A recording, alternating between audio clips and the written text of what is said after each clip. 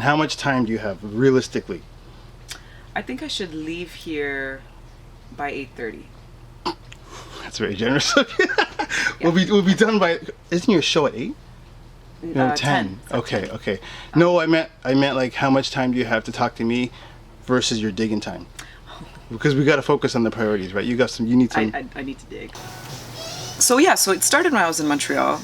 I grew up with the radio on all the time. Did you grow up in Montreal? No, I grew up in London, Ontario. I grew up with the radio on all the time, and music was always kind of in my subconscious, not so much in my conscious, because my family wasn't into music. Okay. They played the same, and I'm thankful they did this, they played the same Ahmed Zahra record on repeat. Ahmed Zahra is a very famous Afghan singer from the 70s. And are both your parents from Afghanistan? Yes. Nice. Yes. Okay. So they played that, which, you know, gave me the sounds of Afghanistan, which I'm very grateful for, and I love that music.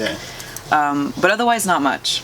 So when I moved to Montreal, you know, within 2 years, I started to discover the music that existed in Montreal, and that just like completely changed my world. And there were these amazing jam sessions that would go on. There's actually a couple that I would go to that, you know, as I would go to them more, met more people, that became my circle. But I do want to talk about Le Cypher, which was an amazing jam session hosted by a brass band called Urban Science. Cool. Shout out to Vincent Stevenon, friend of mine. He started the band. He's a saxophonist. It's mostly a brass band, like I said, but they've got percussions. They would always have a DJ also at the jams. And it was kind of like it would be an event that was every week. Maybe the first hour, the band would perform. They'd have their set. They would sometimes bring in acts from either Montreal or even the States, like all around. Acts were traveling through to do a little set as well. And then there would be a bit of a break with the DJ, and then they would go into just an open floor jam. So musicians would come, bring their own instruments. You know, they'd just talk to Steven. He'd write their name down. Same thing with rappers, poets, singers, even dancers. And just the music that would get created in those spaces were just amazing. So it's performing music. It's a jam session, but there's also a DJ. So it's a combination of recorded music and also live music and a hybrid. Yes. Wow. And they would play like funk, R&B, hip hop tunes. It was a brass band that could play that kind of, that caliber. And it was a lot of live and organic. So, you know, I'd be going there every damn Thursday, every single Thursday. You know, that was church. And so that just became my world. Like I said, you know, you meet people, and in Montreal, people are very friendly, very, very open, just like here in Toronto. And they love to dance, you know, and they just love everything. So I loved everything. And then there was another jam session that I would go to that was a little more jazz focused, just a little more jazzy, called Unity. Shout out to Jazz Sun. And sort of the same idea, but not as loud. You know what I mean? Not as like crazy energy. It was somewhere you go to just kind of mellow out, have a drink.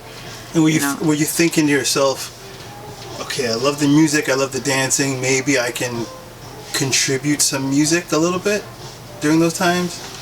I definitely was dreaming about it. Okay, you know? Yeah. So at some point I started to collect vinyl.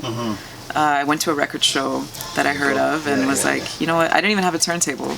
And I didn't actually know the techniques of anything. My feeling is that it starts with the records, man.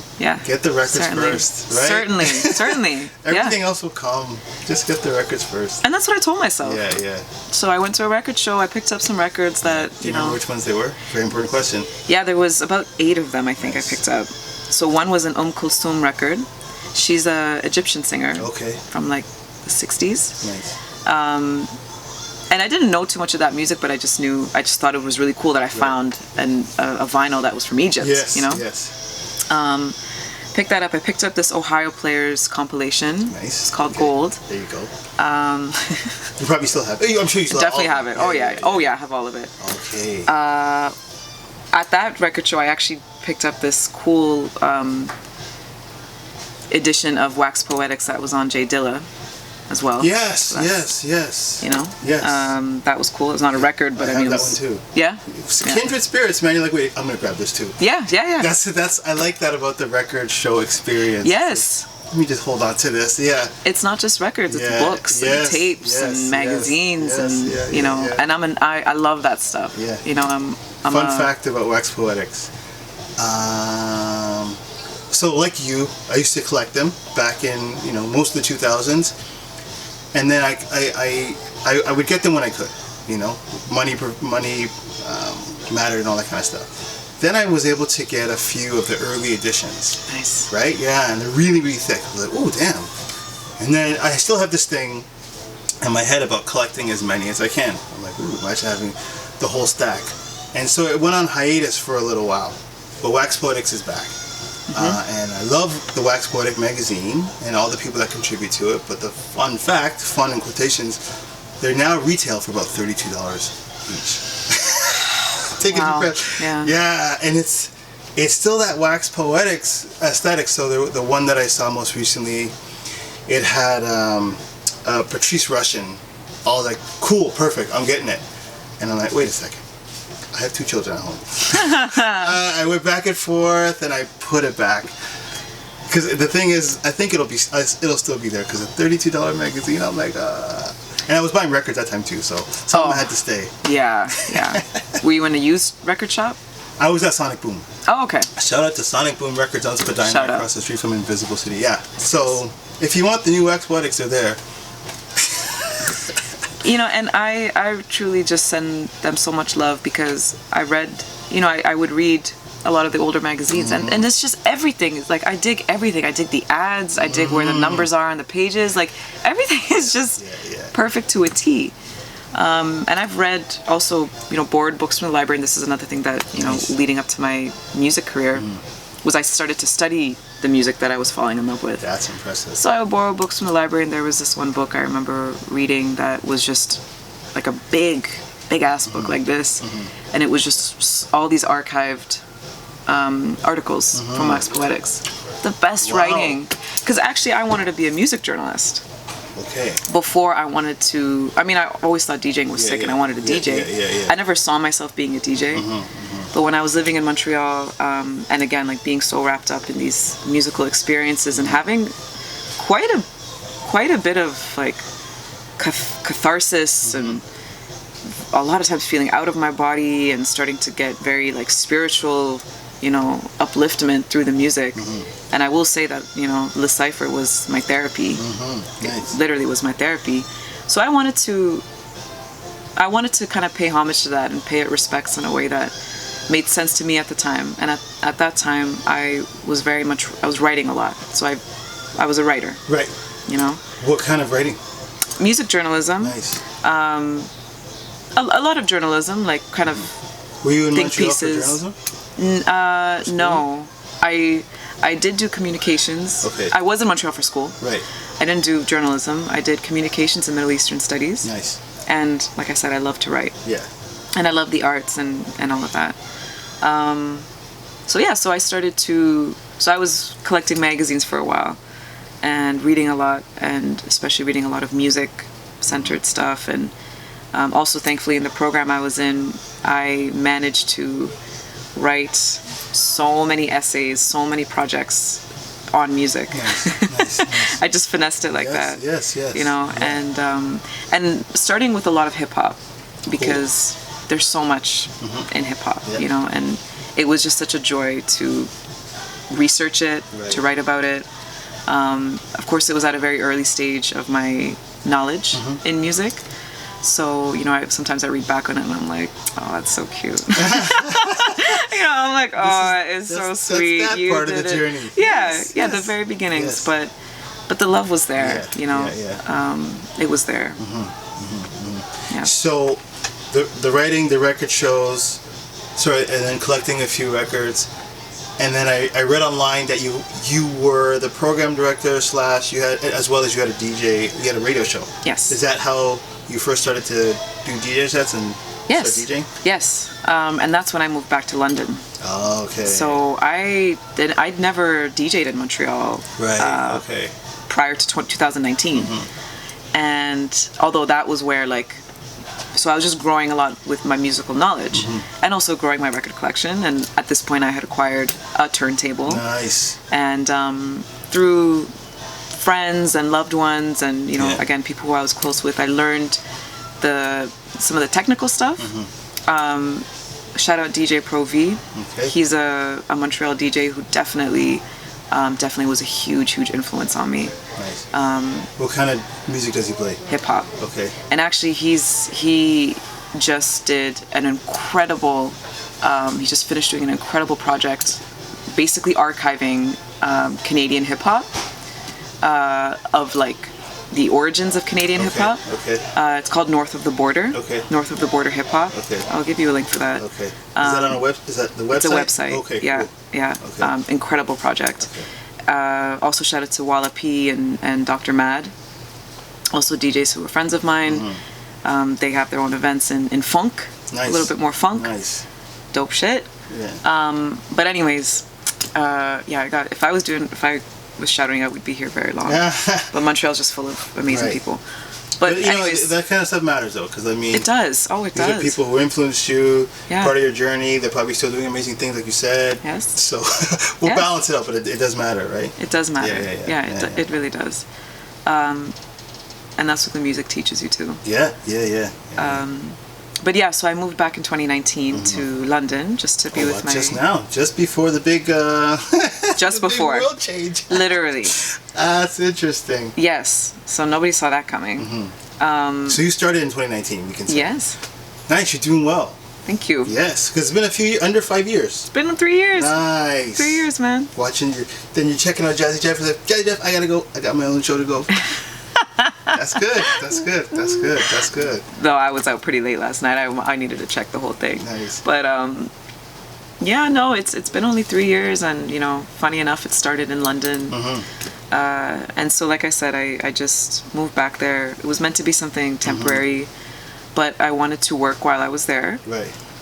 So I started working at the radio station because I was deeply involved in CKUT in Montreal, which is also a radio station. Shout out to CKUT, shout out to Louise, and all the great people there. So, yeah, when I moved back to London, I was like, where's the radio station here? Because I wanted to get involved in radio. I didn't have my own show at CKUT, and I just got a show, and then I moved, It's really interesting you say that, because, well, I want to say a lot of times, I'll say, in my experience here, the Toronto college university radio scene is very, very influential. So you have York's radio station, CHRY, which I think now is called 105.5, has a different title. But over the decades, really influential, hip-hop, reggae, all the rest, in community advocacy. CIUT. Right, CIUT, and then U of T's. Yeah. And the thing is, I think since so many people relied on those shows, and they had so much great talent, and people putting shows out to the public, it's hard to get on those shows. And the people who are on those shows are actually legends in the city and in the country, right? DJ X and Circle Research and Ron Nelson and Big Jax and everybody. DJ Jason Palmer. That's right, exactly, right? And they're still there. Some of them are still there. Yes, they are. You know what I mean? Which is so beautiful. Yeah, but it's interesting because I hosted a show. So I DJ'd a little bit on Ryerson's radio station, 88.1, I think. So, CJRU? No, I don't think that's what it's called. Okay. It's not CIUT. Because that's UT. Or is it CIUT? That is CIUT. Okay, no, that is CIUT. Yeah. So many good memories. Right? But the reason the thing that I noticed is interesting is because it's not easy to get a slot on a radio show, at least here. Because they're full and, they're coveted and there's so much good shows. So it's interesting that you say, I got a radio show. I was like, wow. So well, it just piqued my interest. Yeah. Did you have connections? Because CKUT was the same deal, and that's Montreal. Yeah. It's the exact same deal. CKUT is a legendary community radio station as far as the shows that it's got. So what happened was a friend of mine who had a show, Sundus Abdul Hadi, she had a show that she shared with Narcy, who's a rapper from Montreal. And then and then she left the show. So then there was that hour slot that had opened up, and she was a friend of mine, and she was like, I'm thinking of doing like a weekly rotation of different hosts. Okay. To take my place, so you can have a slot if you want. And I said, okay, yeah. It doesn't happen every day. No. Oh my gosh, yeah. But in London, where I was at, 94.9 CHRW, which is now called Radio Western, because I moved in the summer too, and though their structure was very much like the college radio stations, and their same mandates and all that. Because it's in London, because it was Western, because it actually had a very open schedule. And I was in shock when I found that out. Okay. So I just got there, started to volunteer, and then a job prospect opened up for program director. And isn't that one of the top slots in radio? It is. Well, first there was another position that had opened up, like a volunteer coordinator position, which is what I did when I was working at CKUT. Okay, so you had the experience. I had that experience, and I didn't want to take it, but because I didn't want to work right after finishing and right after moving. But then I had 2 weeks, and then I was going crazy at the house. Yeah. So. And just having moved back to London, very different place from Montreal, huge cultural difference, and all of that. So I said, you know what, F it, I'm gonna go. And then through doing that for a couple of weeks, then the program director position opened up, and I was like, okay, I'll do it. I interviewed and all that. It wasn't like that, but anyway, and that was a ride. That was a huge ride, but it was a fantastic place for me to be in, not only because I really love radio, and I love being around radio and working the entire scope of radio production. That's where I learned about production and learned how to produce audio. And I've always been good in front of a microphone. I've always loved talking to people, so that just helped me. But that helped me really be more of a host, because that's a different energy, right? So anyways, then I also got a radio slot, and that was not hard to do. So Lunar Rotations initially was Thursdays, 4 p.m. to 6 p.m. Okay. I had a hot driving time. Okay, wow. Yeah. And that's where Lunar Rotations comes. Yes. Because it's interesting, because on your IG Live, you have it's like you're in this pocket in terms of your performance on the turntables and on the microphone. You're hosting. You're hosting it. Yes. It's you look very natural, and when you're doing that, when you're hosting a radio show, to put off a good vibe, you gotta adjust the tone of your voice. You gotta talk to the people. You gotta have a bit of a rhythm. You gotta do all these things, right, to make this sound cool and to sound cool. Yeah. And so I know that you do that. Yeah. So that's okay. So that's where that came from. I would say so. Nice. I would say so. And I mean, I used to not talk a lot on the mic, or it's not write some, write some notes. Yes. I'm gonna say this about this. Yes. Yeah. Now I just kind of go totally natural, but you could say the format changes, or the vibe has changed a little bit since it's gone from the radio to only being on Twitch. Twitch feels a little bit more free, but when it was on the radio, it wasn't on Twitch before the pandemic.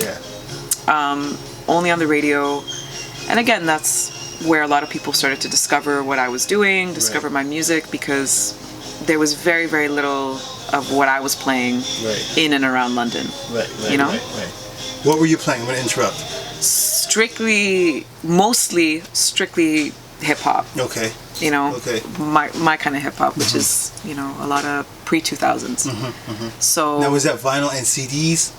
Vinyl. Wow. So that means by then, because very much. Hold on. Start over again.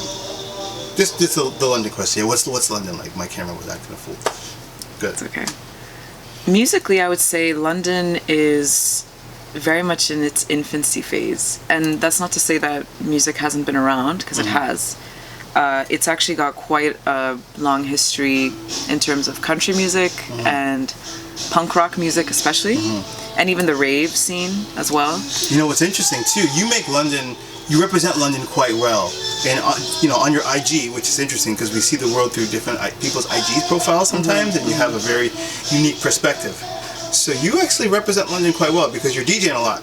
Yeah. This festival, that festival. I was like, okay, London looks pretty poppin'. So, you know, you're doing London proud.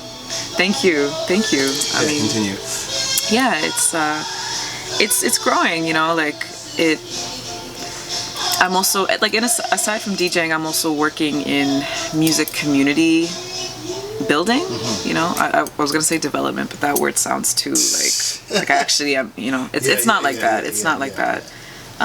Really trying to do it from a grassroots place and just trying to embody community more than tell people what it is or tell people how to act about it, but just really try to embody it and do it with love. So I'm working with music video filmmakers to get artists of color in London, because this is another thing that I'll start talking about in a minute, but to get artists of color in London access to a professional, proper, you know, music video production experience. Okay. Because the thing in London is that there are a lot of us there who have, you know, innovative ideas and who are creatives, and it does have to be said that diversity in London, you know, like diversity has always been not something that it has been great at celebrating. It's you know, it's growing right now, and because of the pandemic, there's been a bit of an exodus of GTA folk into London, which is changing it up quite a bit. But the city also is new to that. You know, it's a fairly conservative city. It's more of a small city than it is like a metropolitan area. Stop for 1 second. Sure. If you don't mind. Okay, so regarding London, just let's I'm gonna ask a couple like record DJ questions. So what record store would I go to in London if next time I'm there?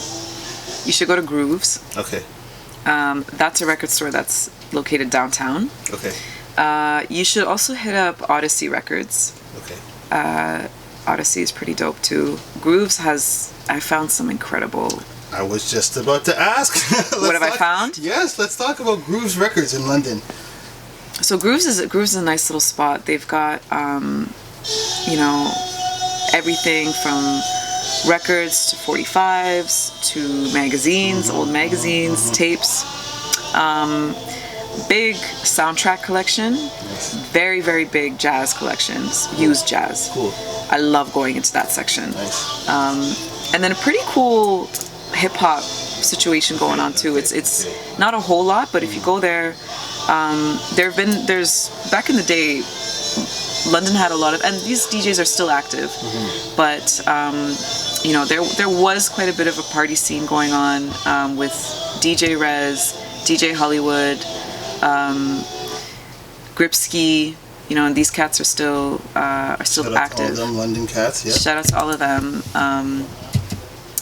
You know, so it's been so many times that I've gone into Grooves and, you know, started digging in the hip hop 12 inches, and it's like all the same DJ or the same two DJs' old records. That's right. And so I'll tell them, hey, I just got like 20 of your hip hop singles. You know, thank you. Yeah. So Grooves is cool. And there's also the Village Idiot. Okay. Which has a very, very great funk, disco, soul, you know, just like 80s, really good collection of music from like the 70s, 80s. Cool. You know, black music. Nice. Yeah. Now, with your DJ sets, what are you going to play? You're playing tonight at Little Jerry. You've been playing all weekend. You've been DJing a lot. Yeah. How do you kind of select the records that you want to play, and how do you put your sets together and get your head and your spirit and your mind and body ready? Yeah. So I use a lot of my intuition when I'm planning a DJ set. Nice. And a lot of it is where I'm at currently. So my sets sound very different most of the time. Okay, that's cool. That's interesting. Yeah. Because not everyone will do that, right? Some people have their go-to genres. Yeah. And I think it works better, I mean, to each his own. To each, you know, his or her own. Whatever works for that person. Yeah. I mean, like, I'll always play my range, which is funk, disco, house, hip-hop, R&B, you know, and all of the shades that are within all those genres, right? All the shades in between. But my actual track selection and my vibe selection is more what it is very intuitive. Do you have any staples? That I'll play every time, or that's like my go-to? Because another DJ asked me this a couple days ago. Either or. You know, some people have their thing that they'll play first. Like the other day, I played at this really fun farmers market, and my daughter was there. She played with me, and I was like, okay. I played "Evil" by Earth, Wind & Fire. Yeah, I'm like, I love that song so much. I'm like, let's start the day. This will help, right? You can't go wrong starting. Yeah. So you know, that's for me. A little trick I do sometimes, but that's what I'm curious about with you. So definitely some go-tos are Attitude, Belief, and Determination. That's cool because I don't know that song. Now I'm learning. I love to start off with that. The song's called Attitude, Belief, and Determination. Right? Yes. Okay. Who's that by? Martin L. Dumas Jr. I could be like. Okay. I know Dumas is in there. Okay. So this is a problem that I have. I'm the worst with song names, which is a really bad thing to have as a DJ. It's okay. It ain't okay. It's not okay. You know how many times I'm a DJ and I'm like, let me tell you something. I'm like, what? At least I know what I want to hear. At least you have the song. It's true. I have the sound. I can remember the sound very well. It's not the song names, but Martin L. Dumas Jr. I want to say just. The record has a diamond on it. So excited. Attitude, Belief, and Determination. Okay. Oh, this is a beautiful record. Okay. This is a beautiful record. Since I heard it, this has become a part of my sets pretty much almost all the time. Okay. I don't have it on vinyl though. Maybe I can find it over here. Okay. I'm gonna put that onto you. Yes, yeah. Stay Free by Ashford and Simpson. Oh, cool. That's a beautiful track. Okay. That I play a lot as well. Nice. Rotary Connection. I'm the Black Gold of the Sun, and all the versions of that song. Okay. Like I have not heard a bad version of that made. Oh, nice. I love playing that song. I don't play that all the time, but that's a great closing song, you know, or just when I want to calm it down, and that's actually one of my favorite songs. Nice. Yeah, I usually start off with soul, you know, like with some soul music, some good funk, Curtis Mayfield, Marvin Gaye. Yes. You know, like. Have you bought any records this weekend? No. Oh, nice. Not yet. Okay. Not yet. I'm about to. Okay. And so you're playing tonight at Little Jerry. Yes, Little Jerry. On College Street, kind of right by College Street Market. Yes. College and Bathurst area. Yes. And so I guess with those records you mentioned, those are going to be in your set along with some other music as well. Yeah. Nice. And how do you collaborate? Because I mean, DJs, what are we good at? We're good at finding music, playing music, but you know, networking, collaborating, finding gigs in Montreal, in London, in Toronto, that's a different skill set. So how do you do it? Yeah, that's a good question. I mean, I would love to actually talk about this with more DJs, because my personality is I just love to meet people and get to know them. You know, I don't necessarily, I'm not looking for a transaction. I'm not looking for you to put me on, even though, you know, I know that you have this or that network. I just want to say, hey, you know, this is me, and have a bit of just meet your spirit, you know, and see where that goes. But I find that a lot of it is natural too, you know, because engaging in that way and making those introductions, because for me, I would just want to meet people because I love meeting people. I love the community, and everybody has something to teach and something to offer. And especially when it comes to DJs, meeting other DJs, you know, we can nerd out about DJing together. So it's, again, just through the talking, like you just got to be able to hang. You got to be able to talk you know, like, so I'm learning, you know, I'm learning that. I'm learning, again, how to be cool. How to stay cool, especially when you're meeting someone. You're like, oh shit, like I look up to you, you know. Right. But you just gotta be yourself. Nice. So that's how I do it. Cool. Yeah. Last question I asked all the interviewees in season 1. It's a really dope question, and it's kind of cool because it kind of reveals. I find it reveals some stuff about the person. So I'm going to ask you too. This being the first interview of Record School Interviews Season 2. What is your favorite song by Sade? Pretty good question, right? pretty good question, right? I'm telling you, take your time. Oh God, we are kindred spirits, eh? Okay, so it has always been. Is it a crime? Nice. We're clapping. And recently. Hold on. Let's just. Yeah. Okay. Let's stay there. Let's stay there.